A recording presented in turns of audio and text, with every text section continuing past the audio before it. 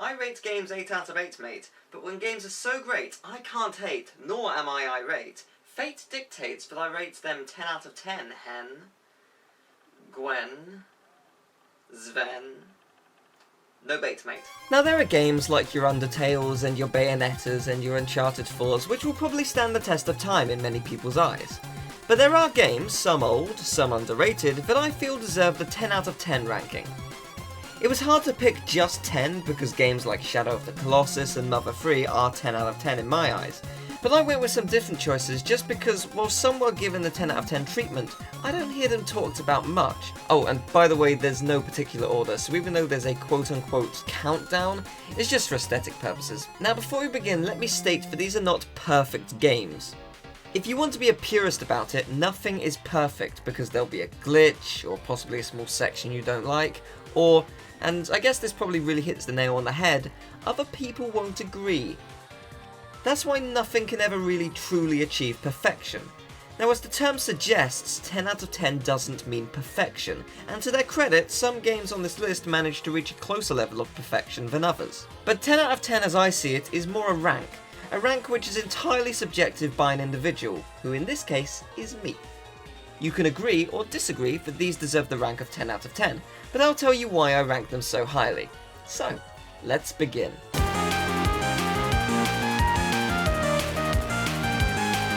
Let's begin with a classic, Super Mario World. This game is the quintessential 2D platformer. To me, very few can achieve this level of brilliance. Not only does Mario control flawlessly, but this game gives you what could be argued as one of the most broken items in gaming. The cape! What? If you've ever wanted to fly around like a mad bastard, this is the item for you. You can skip entire levels with this thing, reach places you probably weren't supposed to, and it's immensely satisfying. On top of that, the level design is incredible, with the game bringing some fairly difficult levels into the mix, so it's not such an easy ride. And to top it off, this game was so good it spawned about a huge community of Mario World hackers, creating tens of thousands of hacks. Mario Maker is impressive, sure, but Lunar Magic, the Super Mario World editor, is where it's at.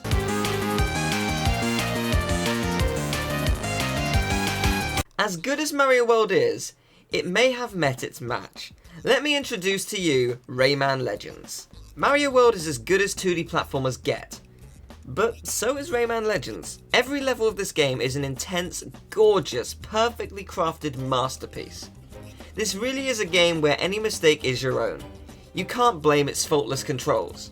From underwater stealth levels to non-stop action in Athens, this game has it all, including what may be the coolest rhythm platforming segments of all time. I would love a full-blown game of the rhythm levels if it weren't for the fact that I'd prefer a 4-3D Rayman. Rayman 3 was pretty amazing, and I want a sequel. That or another 2D platformer with a level creator. Come on, that would be perfection. And more daily endless runner modes, please. And more epic bosses. And more levels as a duck. God, I love this game!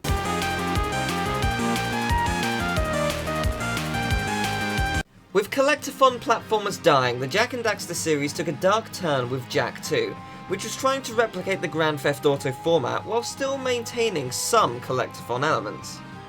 Well, take that formula, add an even deeper, more engaging, and at times heart-wrenching or hilarious story, significantly better missions, bosses, minigames, and a much more interesting world to explore, and you have Jak 3. They made the weapons infinitely better, you had cooler Dark Jak abilities, better racing missions, oh my god, you can fly as Light Jak, ugh! You had me at Jak. Jak 2 changed the face of Jak forever. I mean, it wasn't hard, they just placed a little goatee on the end of his chin. And brought about a new style for Naughty Dog as well. As much as we all love the Jak series and Uncharted, which came after, we all yearn for the days where we were a Bandicoot. A simpler time. Which leads me to...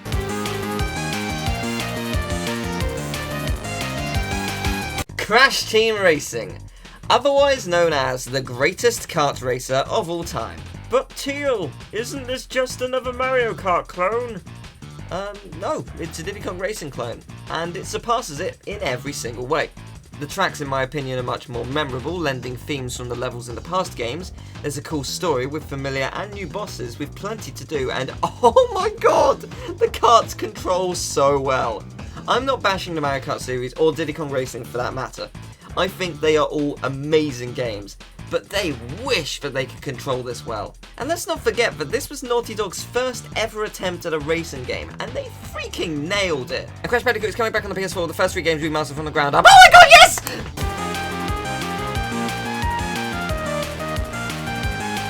Opposite Naughty Dog's Crash Bandicoot were their friendly rivals Insomniac with Spyro the Dragon. Insomniac brought out 3 games for the series on the PS1. Spyro the Dragon, which as simple in comparison to its successors it may be, it had a charm that the other entries just don't have. It feels like a freer game. Looser, I guess you could say. The leap from the first to Spyro 3 was pretty immense. Spyro 3 is a very different game, but it tried to make its mark with its multiple playable characters, which could never really live up to Spyro, and its at times frustratingly unfair minigames. Looking at you, Super Bonus World Skateboard Challenge. Fuck! But you may have noticed the elephant, or dragon, in the room. The 10 out of 10. Spyro 2, Ripto's Rage, also known as Gateway to Glimmer in the UK. The leap I was talking about actually applies to Spyro 2. It just doesn't have the, at times, stunted gameplay and irritating missions. Spyro 2 was a game that holds a lot of nostalgia for me, but it not only did everything right, it accidentally made itself even better than intended. I'm talking about the fabled double jump glitch. Play this game through, and then perfect the double jump by charging at the top of your jump. Spyro 3 fixed this by charging down regardless of your position, but in Spyro 2, if you charge upwards at the top of your jump, then you can get anywhere with it, and it is so much fun. Seriously, it's like being given the keys to the chocolate factory. It is the gamer's dream to see the ins and outs of a childhood classic, and here it is on a silver platter. You're welcome. Oh, and before I move on, can I just say that this game has the greatest swimming mechanics of any game I've ever played. Seriously, they are completely flawless. Okay, I'm done. Let's move on.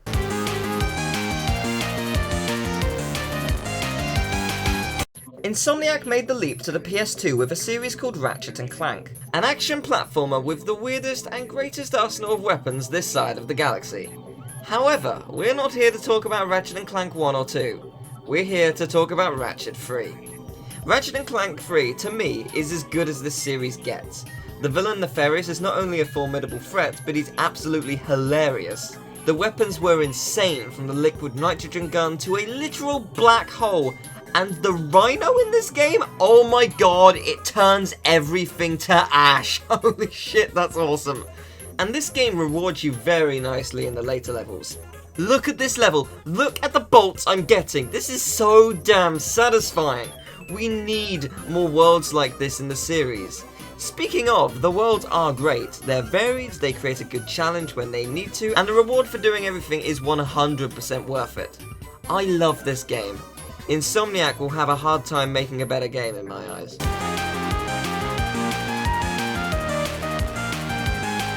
With most series, you get a main percentage of people saying that one game is undoubtedly better than the other. But with the Kingdom Hearts series, everyone seems to have a different opinion. Some prefer Dream Drop Distance, some prefer Birth by Sleep, some prefer the first, some even prefer Chain of Memories. For me though, it has to be Kingdom Hearts 2 Final Mix. Oh screw it, Kingdom Hearts 2.5. Birth by Sleep to me is flawed in many ways, but it's still fantastic. So again, with both 2 Final Mix and Birth by Sleep Final Mix is definitely a winning formula. I've had a lot of people complain about loading times on 2.5, but honestly, loading screens never bother me, and 2.5 has an orchestrated soundtrack which is infinitely better than the original, so I'm not complaining. Kingdom Hearts is always a topic for debate. It's very much a love it or hate it kind of series. A lot of people think it's convoluted, and they're right to a point. But it's not that hard to follow. Kingdom Hearts 2 is somewhat let down by its intro, which does take a bit of time to start up. But even with that said, the story is very interesting, especially near the end, which paves the way for the future. But all of this pales in comparison to the combat. The combat system is the best this series has ever had, and the bosses in this game are why I keep going back. This game has seriously some of the best boss fights I've ever played, and Final Mix version has an insane 14 new bosses, and they're all a massive challenge. but so exhilarating at the same time. It doesn't get much better than that. I've easily played through this game over 10 times to fight the bosses, and the replayable 14 bosses in Final Mix and the final boss I've probably played over 100 times. This is also one of my favourite gaming soundtracks too, composed by the always spellbinding Yoko Shimomura. She can make a game rise to new heights with the life she pours into her soundtracks, and for that I will be forever thankful.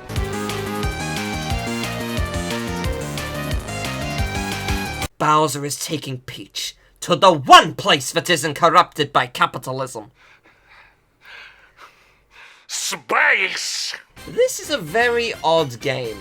Super Mario Galaxy 2 was universally loved by critics and fans alike, scoring an even higher score than Galaxy 1, with 9s and 10s across the board. And yet, I always hear people talking about how it's so uninspired, how it's basically just DLC for Mario Galaxy, which I never understood. Everyone is always praising the music and how Gusty Garden Galaxy is amazing, and it is. But Bowser's Galaxy Generator?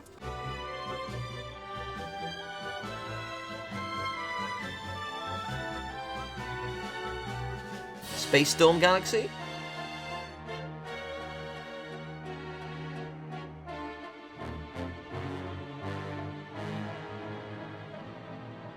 Puzzle Plank Galaxy?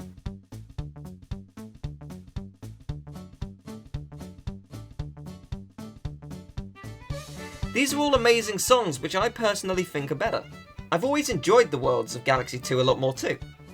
I'm not denying Galaxy 1 is amazing, because it is. But 2 just raised the bar so much. There are, 49 new galaxies to explore? With most having 6 stars on them? That's an insane amount of content. Oh, and let's not forget Yoshi being included and the freaking Cloud power-up. That thing is so awesome. As long as you don't get hit, you're free to float down to the platforms below and you're going to have a great time. This is not DLC. It's as much DLC as Sunshine is to Mario 64.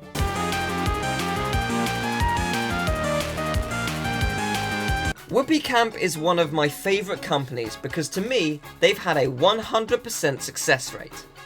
Oh, I'm sorry, you might actually not know who this company is. This is the company behind one of my favourite and rarest PS1 series called Timbi, also known as Tumba in the US. Timbi 1 is a fantastic 2D platformer, and it's weird. Your grandpa's bracelet has been stolen by the evil pigs who are collecting gold, and your goal is to stop them and restore the lands which have been cursed by them. With over 130 missions weaved throughout this colourful world, there's plenty to do. Timbi 2, however, improved on this in every conceivable way. The music is awesome, the platforming has been updated to 2.5D, and works even better than in the original. The minigames are a lot more entertaining, the voice acting is just amazing! Here goes! Cross your fingers! Almost there! You boys are amazing! Okay, this should be enough. Wait just a moment. Da, ta-da, ta-da.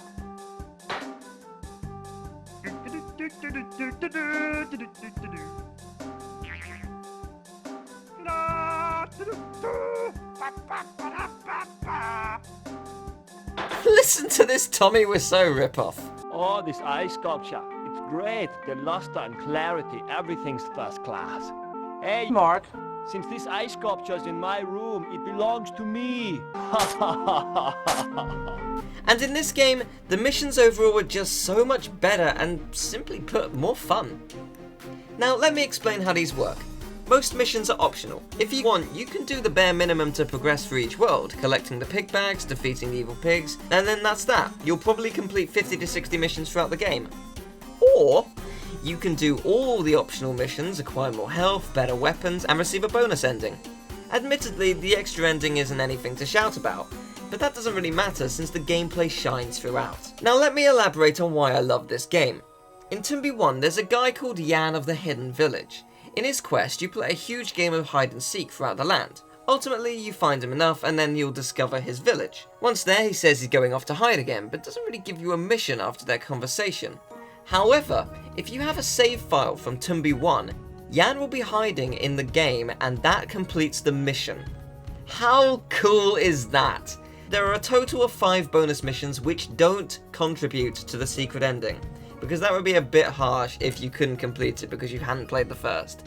But you will get some neat rewards and some awesome closure. It's just massively satisfying.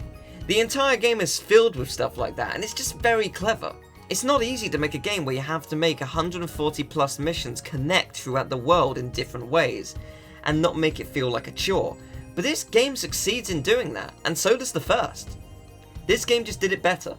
If you're interested in playing it, and I want to see first time playthroughs on YouTube by the way, whilst an actual physical copy is insanely expensive, the digital versions are on the PSN store for the PS3. Pick it up, play it, love it.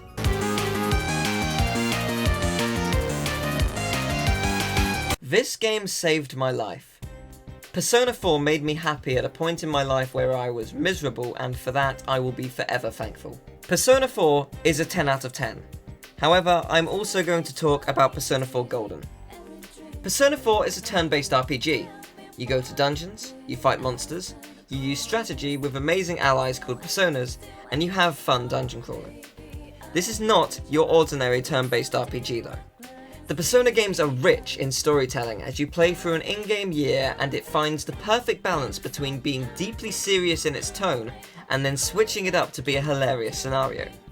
A series of murders have occurred in the rural town of Inaba, and your uncle, the head of the police force, doesn't have any leads to go on. However, you and your friends discover you have the power to enter TVs which lead to another world. Shortly after, you discover that fellow classmates from your schools are next on the list to be murdered, and it's happening through the other world. You need to face yourself and the worst aspects about you in order to save yourself. Of course, nobody likes accepting that part of them, and as a result, a huge boss fight is inevitable. As I just said, nobody likes to accept aspects about themselves. But let me face myself. I have an ego. I love it when I get praised. I crave attention, and I attach myself to my friends because without them I am nothing. I don't think I'm particularly entertaining, but I do think I work hard to receive the rewards given to me. And that is my truth to myself. This game is about finding truths. Seek them out and solve the case. Meet new friends and discover many twists along the way. This game is guaranteed to make you laugh and also make you cry. And this game manages all this with a set of characters which are so unbelievably relatable. It's impressive, really. Everyone comes away from this game saying, oh, I was definitely this character or that character.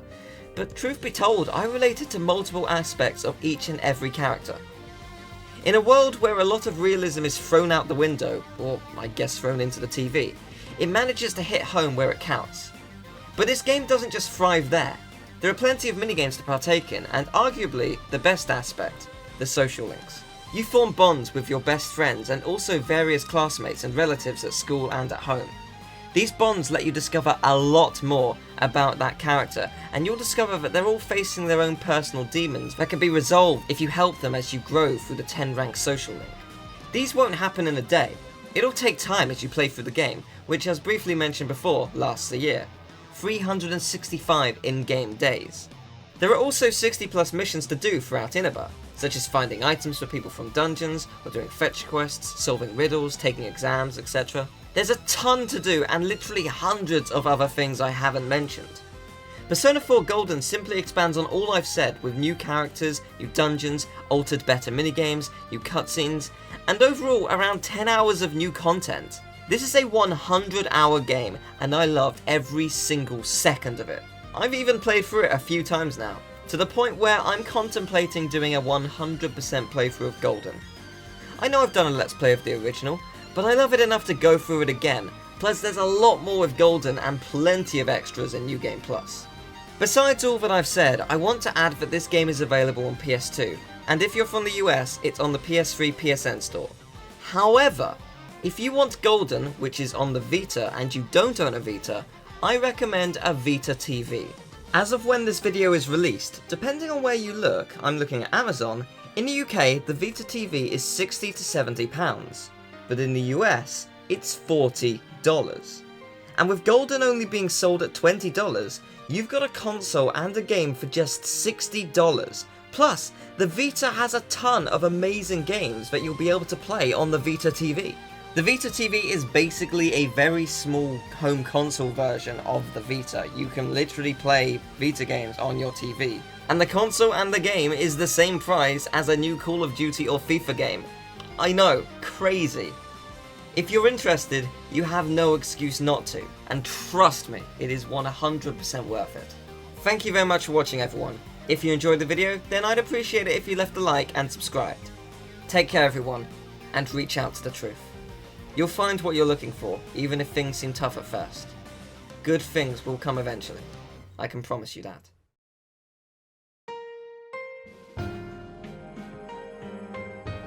Thank you very much for watching the video, everyone. This is a video I've wanted to make for some time, and I'm really happy with how it turned out.